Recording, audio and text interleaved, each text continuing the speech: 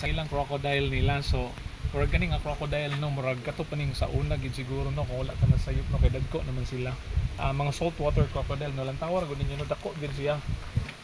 So na siya sa tubig no, dako pod yung enclosure niya nya. Nay usa dito sa pikas no, kung makita ra ninyo, duwa sila ka no, sa usa ka sudlanan.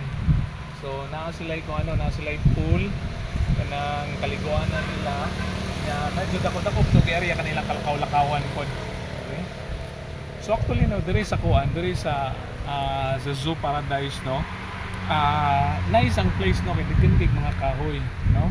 Sada gani untag napa nila kay napa nila yung mga animals na diri no, kay murag dako pa magudang area manggod no, na mga bakante nga sudlanan no nya, dako po gud siya og area, daghan po diri mga kahoy no, maskin gani ting init karon pero makita nimo no, puno gid siya sa mga kahoy no sa palibot.